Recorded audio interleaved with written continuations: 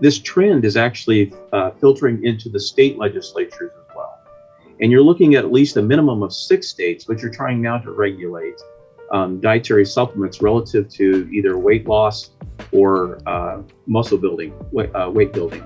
So anything along those lines, they're trying to limit the access of individuals to those particular things. Rhode Island recently did not pass. They actually didn't do what they had thought they were going to do, and that was put all dietary supplements behind the counter. So you would have to have the old-fashioned store where the customer would have to come in and say, hey, can I look at this? And the person would have to go get it from behind the shelf. Wow. And bring it out to them and put it in front of them and then monitor them while they're reviewing it and then take it back and put it back away. They did not pass that, but they are close to doing that in a number of other states, relative anyway to dietary supplements. They're going to be more restricted than THC is in some of these states. And so which doesn't make any sense at all. You're listening to the Nutrition World Podcast, a show about navigating the intricacies of holistic wellness. We're a natural health food store located in Chattanooga, Tennessee, and we believe that optimal health and peak performance should be accessible to everyone. Everyone, welcome back to the podcast. My name is Brian Strickland. I'm the producer of the show.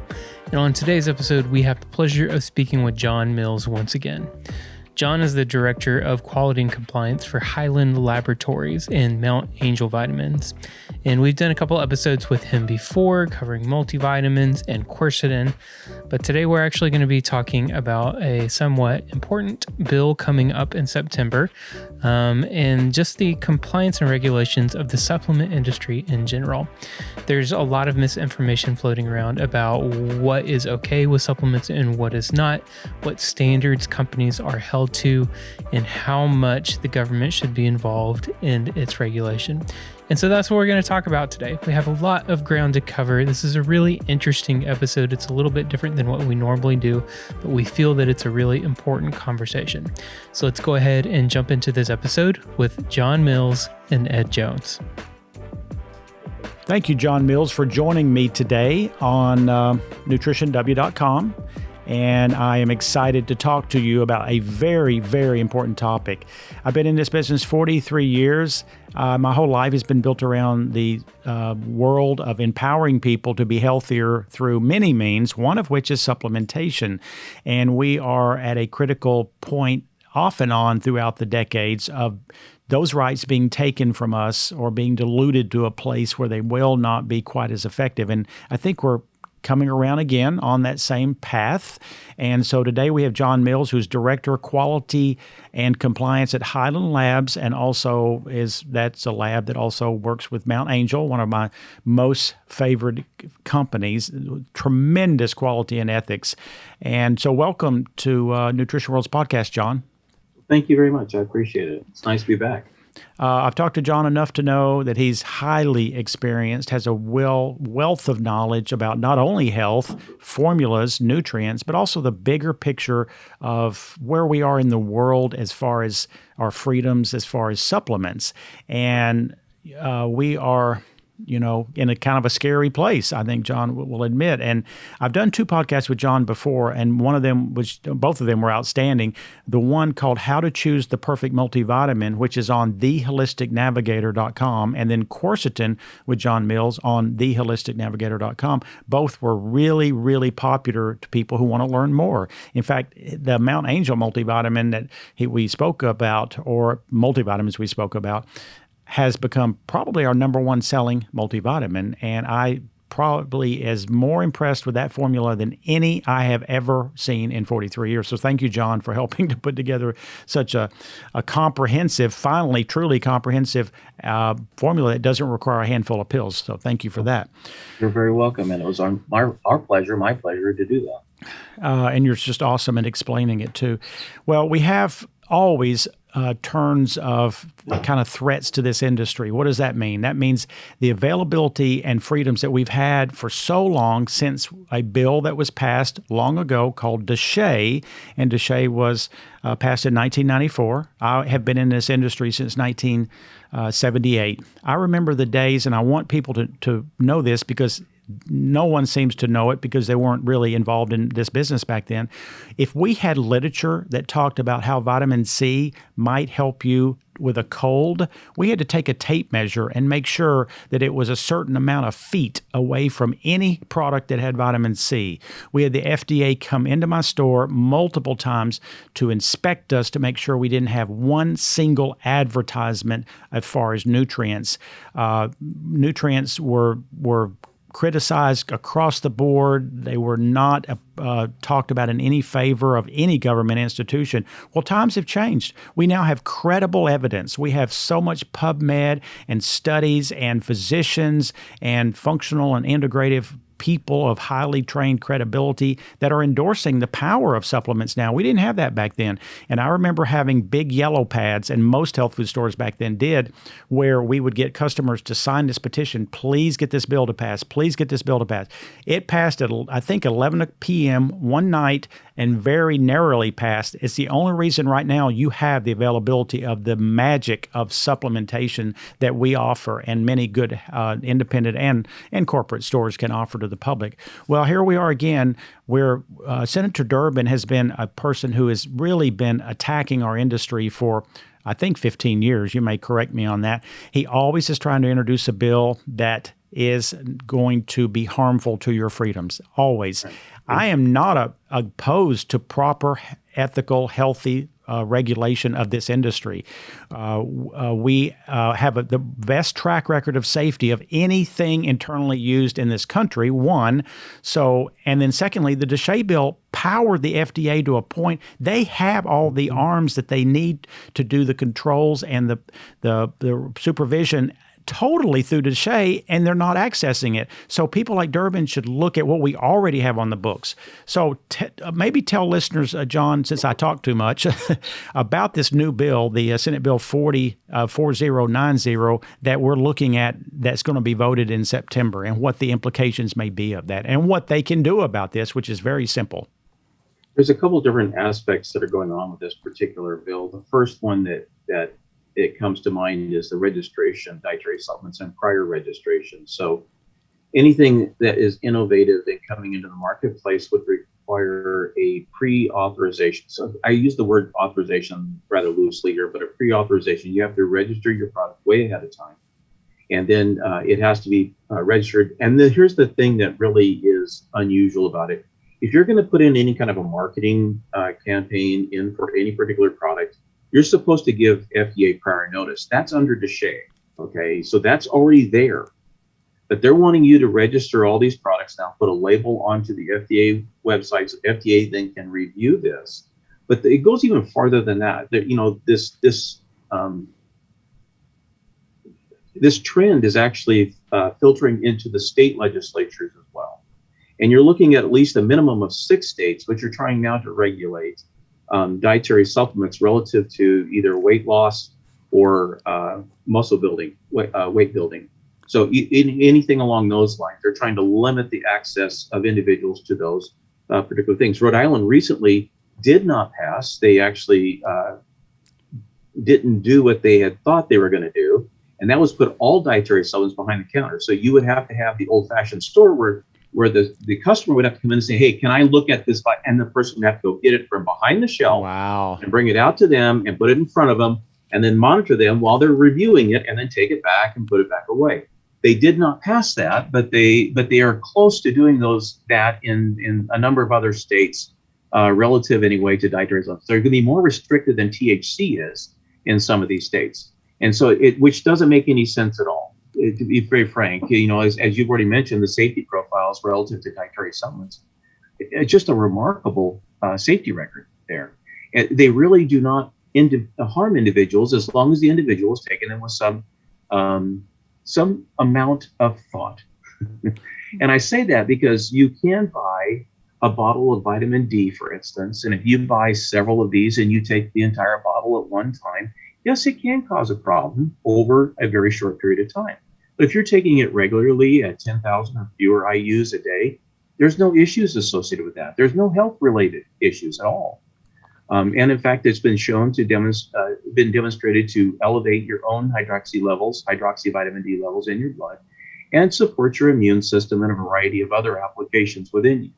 So, and prevent disease, as opposed to actually having to treat disease. That's what dietary supplements do not treat disease. And that's one thing that people don't understand, is that with dietary supplements, it's meant as a preventative measure and to help you not get the diseases that are associated with vitamin or mineral deficiencies. But as far as going back to what Durbin is doing, Durbin is trying to make that registration process a little more heinous. And as part of that process, they are removing some of the bioterrorism safeguards. Right now, FDA has a bioterrorism, or the Congress passed rather, a bioterrorism act in 2004. And in that process, they placed in the hands of FDA very specific responsibilities. And Durbin's trying to undo some of those responsibilities now by going through this process. The whole idea behind this is that it will empower the state legislatures in some way to make a decision whether or not you can or cannot have very specific supplements. And simple things like CBD or NAC, N-acetylcysteine. If it becomes any kind of a controversial type of a supplement at all, that the state legislator could unilaterally decide you don't have the authority anymore to sell that, buy it, or use it. And so that becomes a serious problem in the long run, because some of these things are very safe to use. Most of them are very safe to use. And as long as you're using them with a relative amount of intelligence, there is no danger in them at all.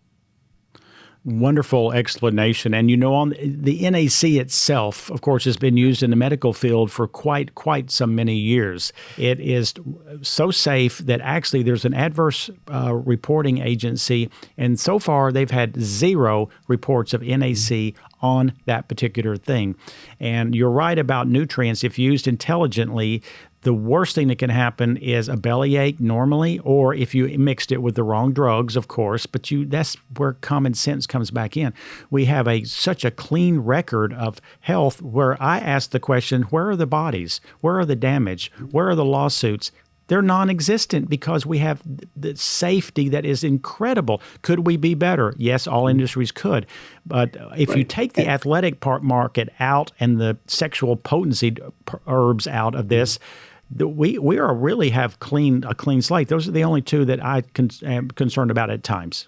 When you look at the sexual health market, and I want to use that word kind of broadly, right? And you're looking at male health versus female health and the like. The main problems associated with those are the ones where individuals are wanting to have improved performance. Mm-hmm. And a lot of times the dietary supplements that are coming in, because they're not coming from reputable companies, they're not being tested. They actually have drugs in them already. And that's where the harm is coming from, is the actual contamination of drugs. It is not the supplement itself. It's the drugs that are in the supplement that are causing the problem. So if you were to take the drugs out, you'd have they still have some of the positive benefits associated with that, but not have any of the negative, the seriously dangerous side effects of the drugs. Absolutely. And the thing is, again, it's the perfect example. DSHEA gives them the power to eliminate that. It's just because there's not enough enforcement agencies, and they're not grabbing on to the power they already have is the only reason that it sneaks through. So we don't really need more power for the FDA. They already have plenty in the legislation. It needs to be enforced. That's the trick. It really does need to be enforced. And if they have a new ingredient, a new supplement they want to bring to market, there is a venue to do that with. There's 2 ways to approach that. You can either go through the GRAS method, which is generally recognized as safe, the GRAS method, or you can go through a new dietary ingredient. And either way, FDA has a chance to review it. And so they can see the safety data, they can see it, and they can give you, they can actually then approve or disprove it based on that safety and efficacy type application. I mean, that really does fall back on me as the manufacturer to make sure that my product is safe and efficacious. And we go through all the troubles in trying to assure that they are both those. Well, as the old saying goes, if you tell a lie often enough, it just becomes a truth. Well, the lies that's been told is we're a totally unregulated industry. Correct. What you're saying absolutely shows that what they're accusing us of is not valid. It simply isn't. And so what do we do about this? I mean, there is the site that I'm recommending, and you may have a different one, is savesupplements.com, SAVE supplements.com. And I've had all my staff, my customers, we've sent out emails. You go on there and literally in 40 seconds, you can just put in your zip code and name, and it goes to your representatives. The thing is, I think these representatives are going to be having a difficult decision because this bill, which was going to come up in September, was attached. Durbin's bill was attached to another bill that has to be voted on every 5 years to fund the FDA. Well, 40 to 60% of all the money the FDA gets is from pharmaceutical companies, and most Americans don't realize that. They are really funded by the pharmaceuticals. Well, how are they going to be truly ethical when that is the case? I mean, even the best of us can be swayed if our paycheck comes from those people. But again, savesupplements.com is the only way at this point that we're going to put any impact on the people who may vote. Let's just, hope and pray that, that somehow it's either removed from that other bill, because that bill has to be voted on September or the FDA has no money. So this is not like a normal bill that could be delayed and delayed and delayed. There won't be any delays probably on this bill. And that's even a little bit more threatening and frightening to me. Absolutely. In 1994, when DSHEA was passed, they established at that time that GMPs were required. And it took 11 years for FDA to implement GMPs. And it took another a year and a half to 2 years for them to visit me in my facility the first time. So to actually review my GMPs at that time. And what does that mean? Pardon me? What does GMP mean? Good manufacturing practices, GMP. Good manufacturing practices means I am following the regulations that have been established by FDA, and these are practices which assure the cleanliness of my facility, cleanliness of the product, the potencies of the materials that I'm putting into those products, as well as the method that I'm using to make the products, that they are not compromising that quality at all. Mm-hmm. So it's the whole package from start to finish, raw materials going into a product and finished goods coming out in a bottle. That's where it starts, that's where it ends. And so it goes the whole way. And it also involves me running studies on these things to make sure that the supplements that I am selling continue to meet label claim for the entire expiry section of it. So we have a whole period of time that I say, yeah, these vitamins are still good at 2 years, 3 years, whatever that time frame is.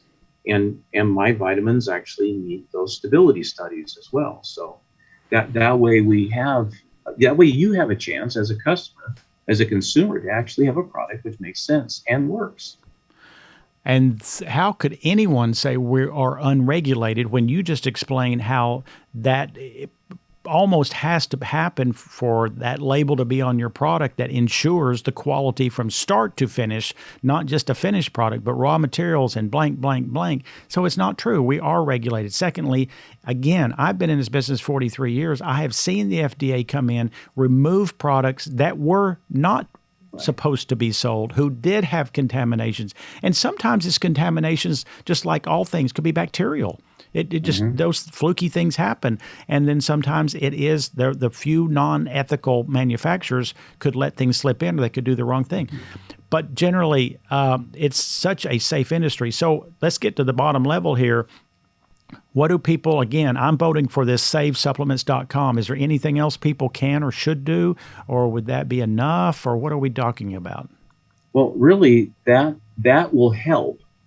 But to if you could go even into your state legislatures, if you have a chance to do what do they call it's legislature day, when everyone can mm-hmm. go in and meet with the state legislature. If you could just go in and talk to your own representative and express your desire for the state to remain within the DSHEA guidelines, even. Mm-hmm. And there's always opportunities. If you ever happen to make a trip to DC, stop in and see your representative and talk to them. I mean, those things are all good. And they will meet with you because you are their constituent. You vote for them. Mm-hmm. And if they're not willing to meet with you, and then they know they don't probably have a vote next time.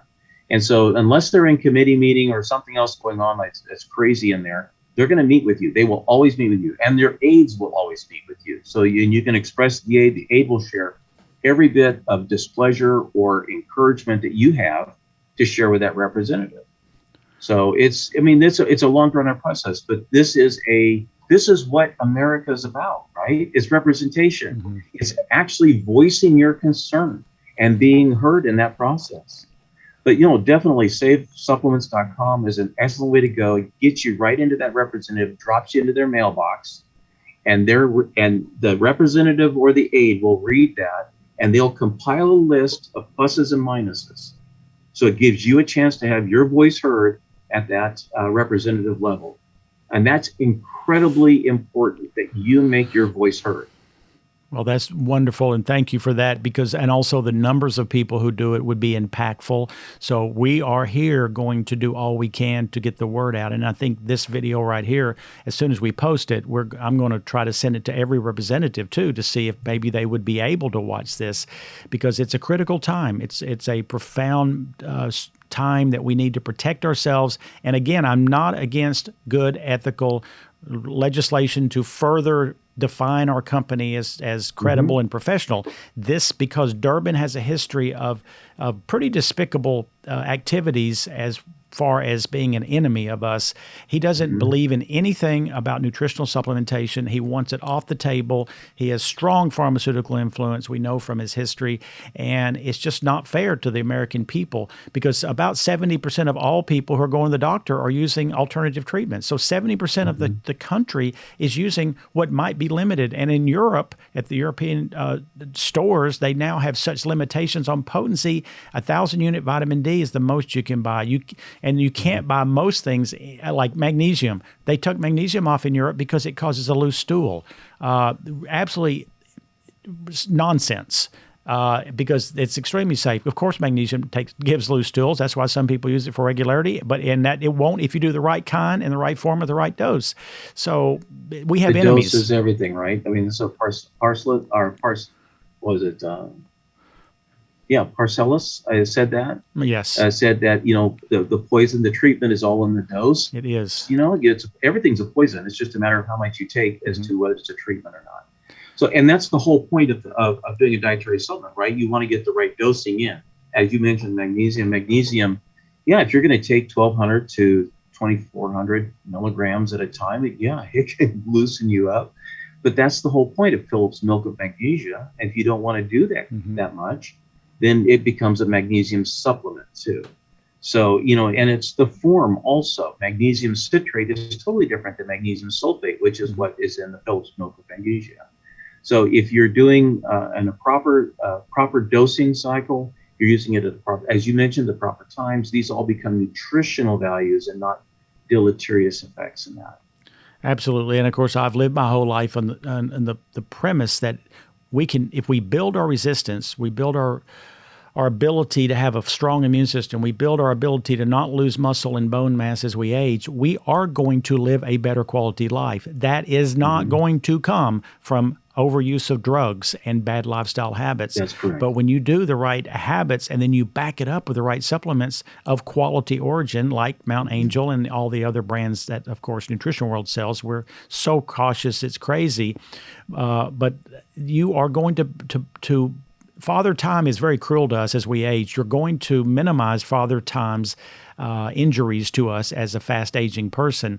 And, I may not live another day longer because I take all my supplements, but I'm going to live a lot better quality life. Here I am 65. Heck, if I drop dead tomorrow, I've lived a really good 65 years of life with a lot of energy and got to do what I wanted and no diagnosable disease. That doesn't happen on its own. You have to work toward that, because the average 65-year-old is on multiple drugs a year. They're not able to function, sleep. They have many different disorders.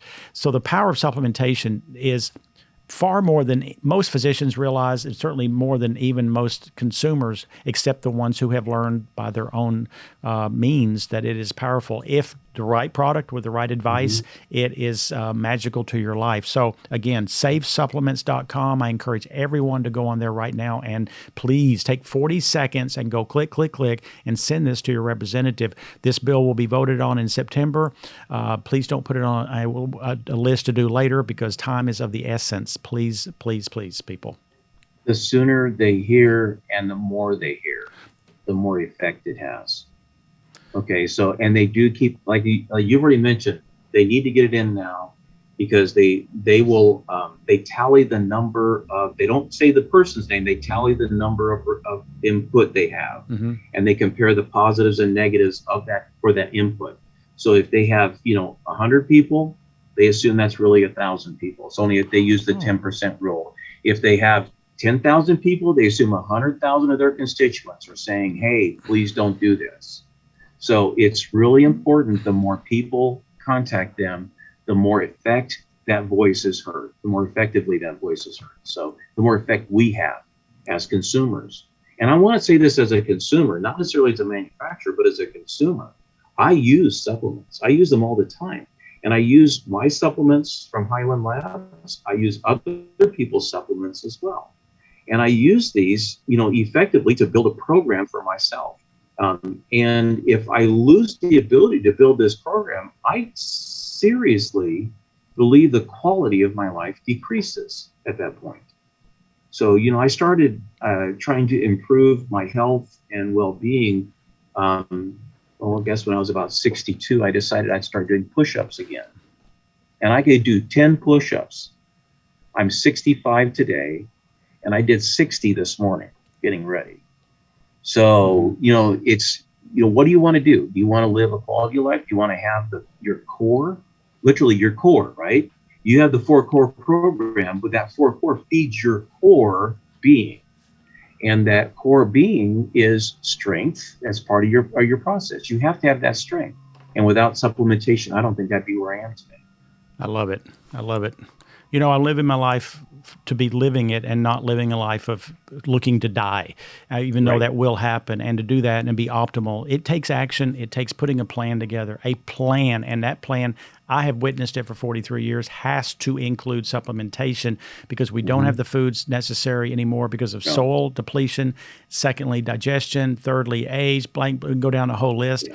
This is a backbone of a vibrant senior life. It simply is. Absolutely. So, you know what? And the one part that I'm trying to convince my kids, they're in their 30s now, and I'm trying to convince them that they need to start with some supplementation, specifically multivitamins, and then they can add to that program if they want. But that's an absolute core critical to me, to have a really good multivitamin. And then the nutritional side means you're looking at organics and things like that to actually supplement the full, to round out that full. Because the multivitamin only gives you that very basic essence, the middle ground, the very piece of it, the very starting point. And then the food that you eat in your life fill out the rest of it, and they make this whole program for you. That's absolutely essential. And to protect our rights to have those multivitamins in our cupboards, so that we can ingest them and get that quality of life. That's what's important. Words well spoken and very wise, and I cannot thank you enough. I mean, I get up every day to try to plant the right seeds in my life and hopefully spread it to the right people at the right time. So again, savesupplements.com.